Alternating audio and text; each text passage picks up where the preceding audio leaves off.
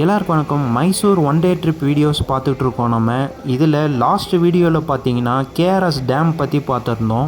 இங்கே இருக்கிற மிகப்பெரிய பிரம்மாண்டமான பிருந்தாவன் கார்டனில் டெய்லி ஈவினிங்கில் மியூசிக்கல் ஃபவுண்டைன் அப்படிங்கிற ஷோ நடக்குது.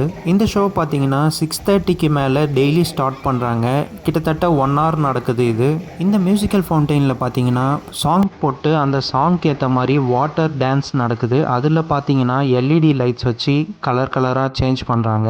இந்த ஷோ பார்க்கவே அவ்வளோ அழகாக இருக்குது.